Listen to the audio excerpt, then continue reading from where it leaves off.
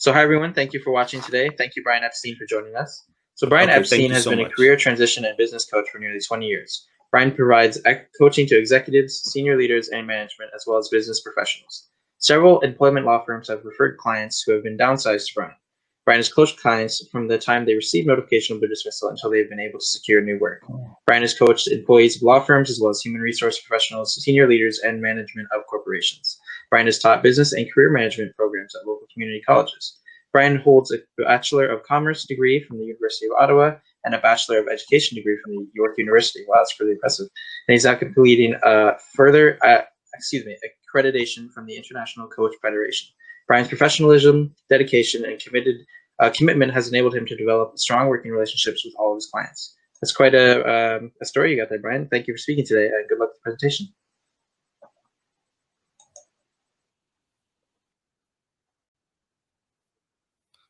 Thank you very much, Alex, and I appreciate it. It is out there. Actually, that biography that I gave Alex was for yesterday's. I did a presentation for lawyers. I want to share with you today that I didn't pass on to him. I also have done some work in sales. I've worked, and you'll see on my biography that I have on the screen right now. I have sold for IBM equipment, and I've also sold training programs over the years. And so I feel that I have a good background in working in helping salespeople to build their networks because of my background in coaching and my background in doing sales as well. So I'd like to share a little bit more information with you. Feel free to write in the chat. If I don't see your question right now, I'll take it at the end, and let's get going. So here we go, and we're seeing a lot of people networking, and I don't really have to tell about to the converted, which a lot of you are, the importance of networking and doing sales. But I do. We also have to consider these days how networking is done.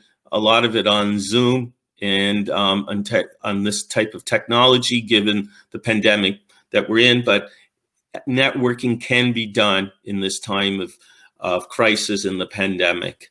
And I'd like to get some of your input. Some of you may have some input or experience to share as we go along. So again, I'll look at some of your comments as we go on a little bit later.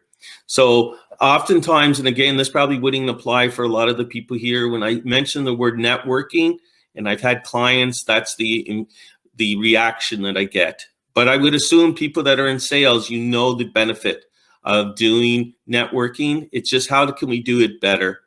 And even though you may be experienced in reaching out to people, some of us do still feel a little bit shy when we go to networking events, and it may not be the first thing on our list of things that we want to do. So we want to talk a little bit more about that today as well.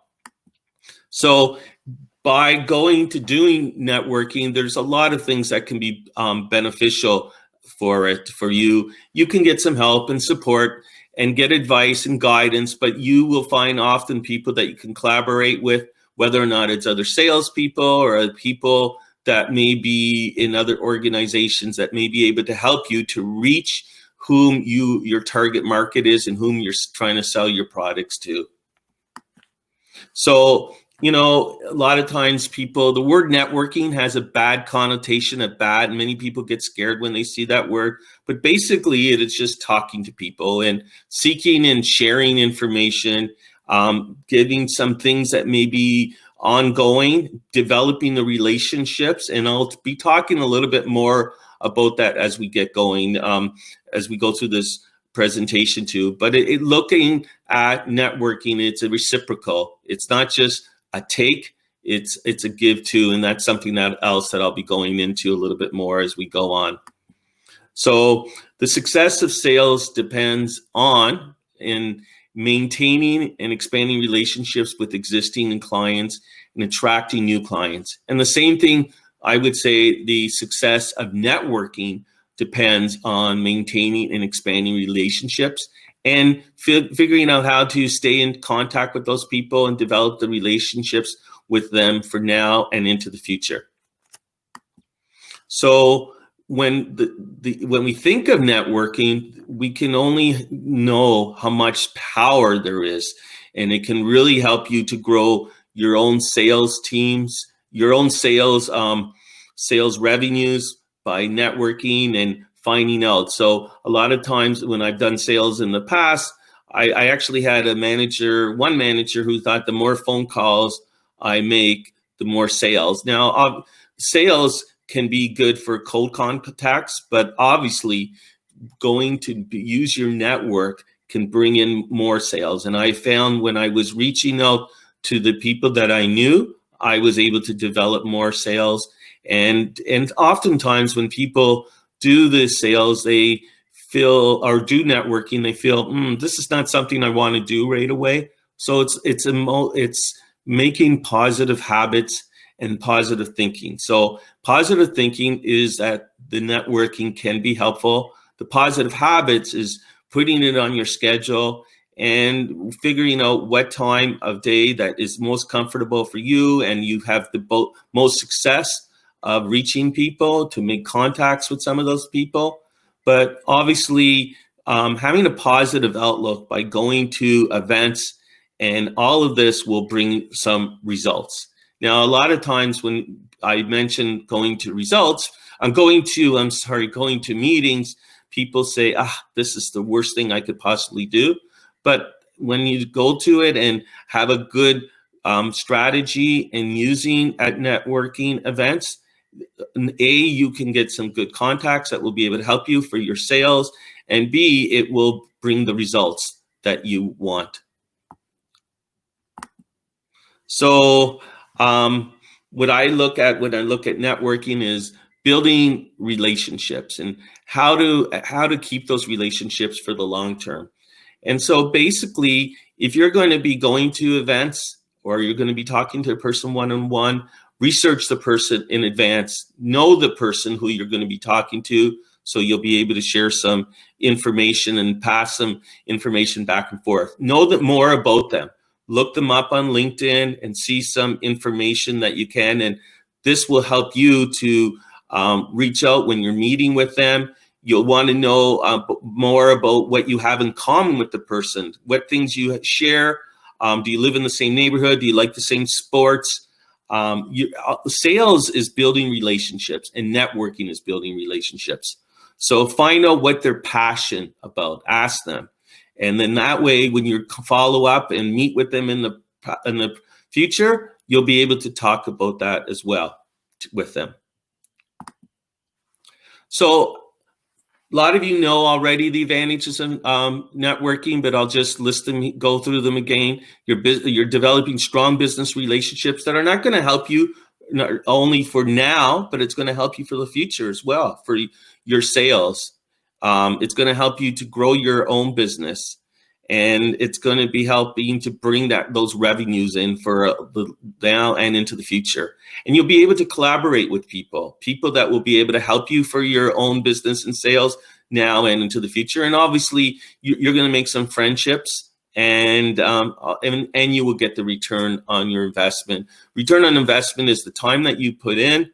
You may not get that results right away, but by developing these relationships and keeping in touch with these people, it's going to bring you money for the future. So a New York Times article on November 30th, 2018, it's not the economy, stupid, by David Brooks. It's relationships, relationships, and relationships. And obviously in everybody's business here who is in sales, it's developing a relationship that people will want to trust you and will want to do business and will want to buy from you. And it's the same thing with the networking. Build that relationship so people will want to come to you and will have that trust factor with you. So this was a book written by Adam Grant. He's a professor of management psychology at Wharton School. It said, give and take. There are two types of people that are doing networkers. There's the taker, and those are people that will help others strategically when beneficial for oneself. And then there's the giver, share your time, energy, knowledge, skills, ideas, and connections with other people who can benefit from them. So you want to be a little bit of both. You want to be a little bit of a giver, and you want to be a taker, because this is going to help you for your business and for your sales as time goes on. So a give rather than just take when networking. And one of the things is that you want to think, what can you give the other person? Why would the other person feel comfortable to work with you or to share things with you? And you want to be able to give introductions. I just spoke to somebody this morning, and he was more than willing to give some introductions to me, share some information, and I was willing to share things back. It was a reciprocal conversation. He was willing to share his perspective, and I shared some of my ideas with him. Some people that I've talked to in the past and I've done some networking with, I think about what they have to share with me. Maybe they share about, unfortunately, somebody who is sick in their family or something that is going on in their own lives. I want to be able to share some information, share some gestures. If I find some things that might be helpful for them, I want to share with them and show that I care, that I'm keeping in touch with them. So you're developing these relationships, not for that one networking meeting that you go to at an event. It's a long, drawn out, well, it doesn't have to be the most drawn out, but you want to keep in touch. And it's a human thing to be able to do, but the more you reach out, the more it can be helpful. And obviously you may offer to, if it's a large company, you might find out what are they doing in the volunteer world that maybe you may be able to help them. You may be able to volunteer for some of the organizations that they are working with, and they're offering their support. So keep in mind when networking the following. Don't focus on just sell and tell, and I'm going to tell what a great product or service that I'm selling. You want to be a good listener. And often the analogy is made about going on a date. And if anyone's ever had a date, the worst date that you could ever have is the person, whether or not it's a he or she, who only talks about himself. And it's the same thing with networking. You want to be a good listener. You want to offer some of your own thoughts, but you want to be a good listener and listen to what they have to share first. And you want to focus on being interested, less on being interesting. When I've gone to events in the past, I noticed the person that was trying to wow the people he was talking about what great things he was doing in his business and his sales, and he wasn't listening to the other people. People generally, doesn't matter if you're starting out of your career or you've been working at it for 30 or 40 years, people want to be listened to. And I think that's a really important thing to keep in mind when networking or doing sales. Let people share things about him or herself. So networking strategies, where to network.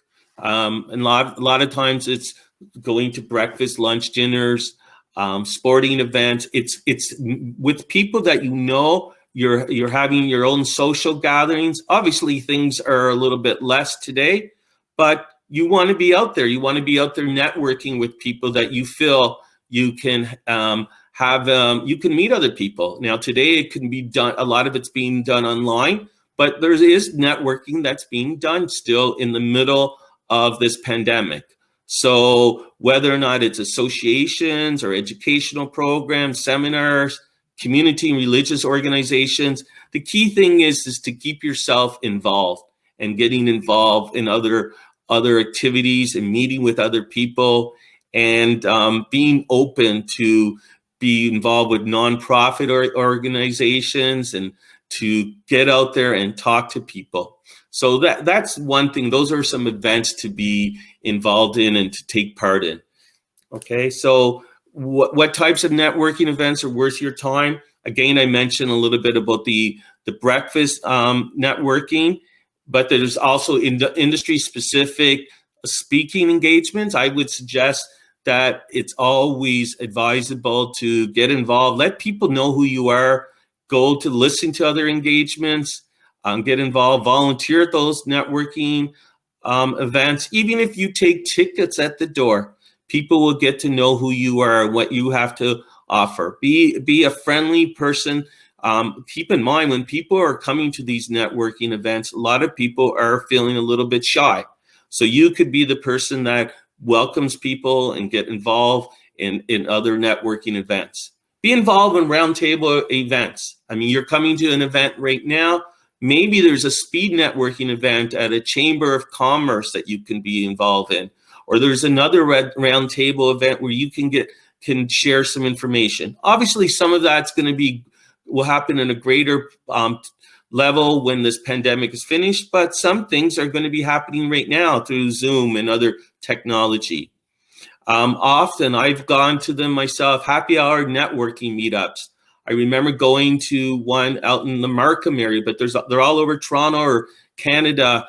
If you're going to networking meetups after hours, it's social. There might be wine and cheese there. There may be a guest speaker, but those are a great way to meet with other people and to find out what they're doing. And again, being open, being a listener to find out what people are doing, and being involved in LinkedIn and participating as much as possible in LinkedIn, sharing some information that you have, and being open to listening to what other people are sharing, being involved. So networking can be done in person, and LinkedIn is, as all of us know, because you're in sales, it's a great way to connect with other people, to other groups, being involved in those groups and participate, let people know who you are. And then when you see somebody participate, ask if you can take it offline. I see that you're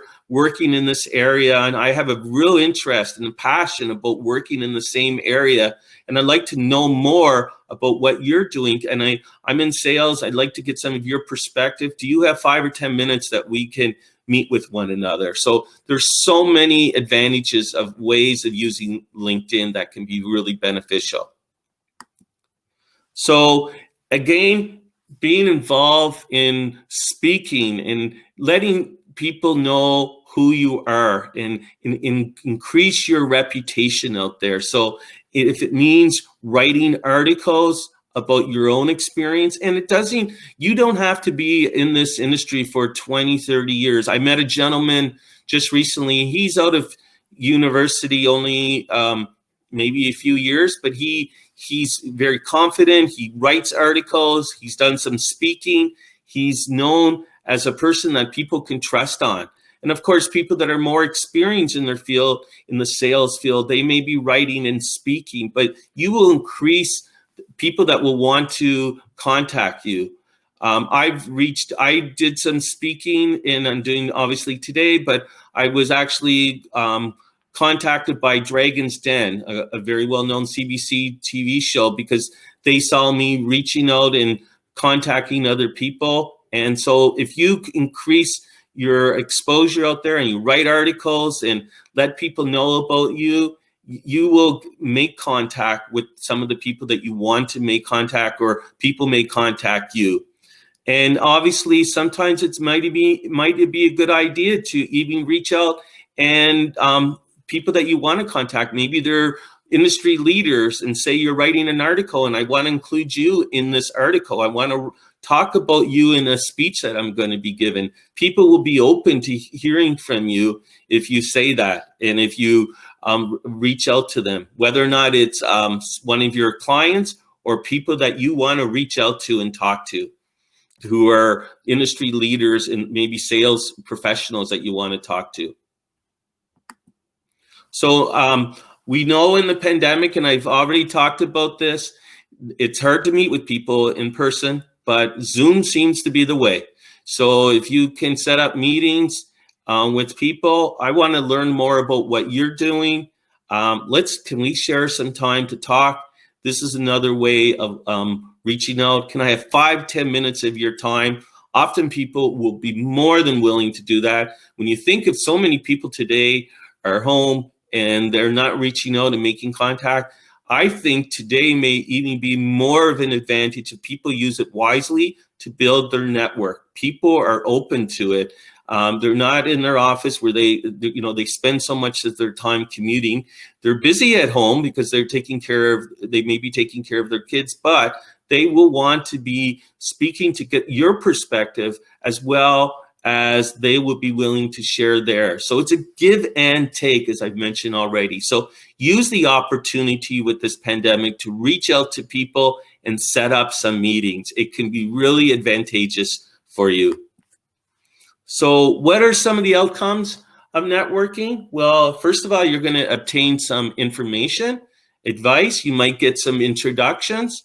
You might find people that you want to be able to collaborate with in one of your projects that you're working on, or something that you're selling. It may be something you may be able to do that's complementary. If you meet someone else, you'll get to understand the perspective of other people, the current trends, the needs, what's going on in the industry. And the more people you talk to, then when you're meeting a new client, you'll be able to say, I spoke to somebody else at this company recently. So, and this is what the trends that he shared with me. Understand how your expertise can help today. So this is where you'll learn by talking to other people. You'll develop your own knowledge, and you'll increase your visibility by getting out there and talking to other people. This is going to ultimately help your sales and increase your revenues. So what's the target? There's a targeted approach. So oftentimes sales and network will come from reaching out and contacting your people that you know in your own circle. Maybe they're your friends, maybe they're your family, maybe they're your professionals, the dentist. I've heard of people that went to the dentist, and the dentist was able to make an introduction to him just by he had the same clients that he could introduce. People that were willing to network. The key is that being open and sharing what you're doing and showing an interest into learning about what other people are doing, and asking, do you know of anyone who works in this industry that I may be able to talk to? So those are some of your warm contacts. And some more of your warm contacts are reach back. A lot of people don't reach back to their people that they studied with in school. I mean, if it's been a few years, why not reach back and see what they're doing? Maybe you've gone to some alumni organization, or maybe you have some business associates that you haven't been in touch with that you worked with at an organization in the past. These are people that you want to reach out to, because your network is for the short time. It's not just for the short time. It's for your career in sales, and reaching out to people now and into the future can help you. So go to referred or cold contacts. Maybe when you're talking to some of your own contacts, they may be able to introduce you to people who can help you for your growth, for the people that you want to reach. Maybe you want to meet industry experts. Maybe there's an industry that you want to tap on, and one of your warm contacts may be able to introduce you. And you may be able to talk to leaders in the field of the people that you want to talk to. So networking is for your whole career, reaching out and talking to people. And remember, as I said before, and just to emphasize it, it's a give and take. You'll be able to help people, and people will be able to help you as well. So one thing that I'd suggest to keep in mind when you're networking, don't interrupt conversations. Start throwing out as many name cards as you possibly can. You got to be more strategic when you're talking, when you're out there at these events. So, I mean, if you've ever been at this event and you've seen and you think the more cards you could throw out, the better. And I must admit, when I first started out my career, I thought, oh, I'll pass on as many cards as possible. But you got to develop a relationship with some of those people. You don't want to be staying with the one person all night long if you go to a session or a networking event. But you want to be able to develop a little bit of a rapport with one person. Don't be the person who just nods your head up and down and, a yes person. You want to participate in that conversation. And don't be the person who keeps on talking about his business without asking questions about your business. I've talked about before about listening to other people and listening what they have to say. So again, here are some things that I've talked about before. Ask questions, Be curious about the other person. Be genuinely interested to know about that person.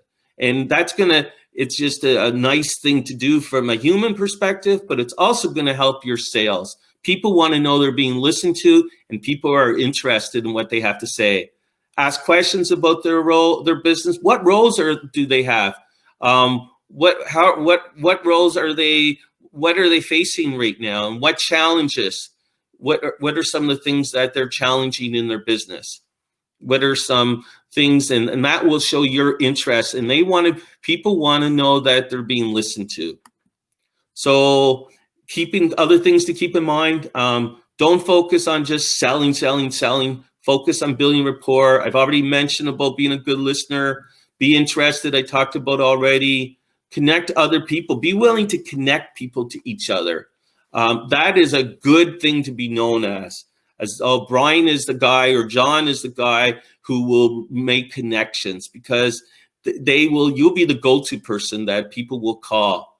Being curious, showing mutual benefits. How can we help each other? Being interested in other people. As I mentioned before, I talked to a gentleman this morning. Haven't seen him in about a year or two. We reconnected. We were looking at how we could help each other and support each other's goals. Conversation balance. The worst thing you could do is being the person that is doing all the talking, and you want to make sure it's give and take.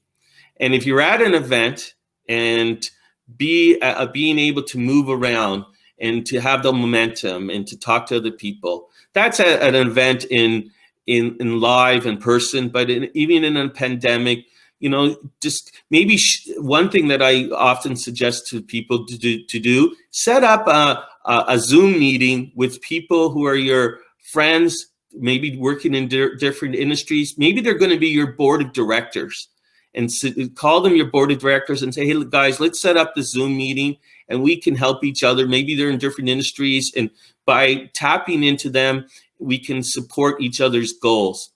And overall, try to find a way to enjoy the process. If we think, oh God, I have to do networking, people talk about networking, it will show. So see it as a thing that can be beneficial for you and into the future. Okay, so again, I talked about interview people for a blog, an article. If you want to reach out to a person and you think, gee, I can't contact, I'm having a hard time to reach out, or he's not responding to me, find a way that you might be able to write. You're writing an article, you're going to be making a speech, and I want to use you to quote you in that. Think strategically how you can make contact with a person. So things that how to keep in touch and follow up. Follow up is so important. Follow up by, if you know something about the person that you're meeting, follow up by knowing the person's hobbies, his sports team, where they come from, opportunities. So when you're reaching out, you're building a relationship. It's not just, I'm just trying to sell something. That's the reason I want to contact you. I mean, know something about the person when you're meeting him or her for the first time on a personal level. For each contact, think how you want to stay in touch. Like, keep a schedule. Maybe it's an Excel file or some other way you keep the information. Think whether or not you want to contact that person once a month or every couple of months. You might even ask him, how often should I follow up with you in good sales? I want to know when I should reach out to you. And use different contact strategies. If you're always using email, maybe reach him by a tweet, telephone call, invite him for a meal, or so forth. So I have a little bit of a networking quiz. If you think you have the answer, please feel free to write it in the answer box below. So what is the best way to add value in networking? Is it to connect with multiple people with one another? Go to every networking event in your area? Limit your references to social media, or spend 30 minutes to email people?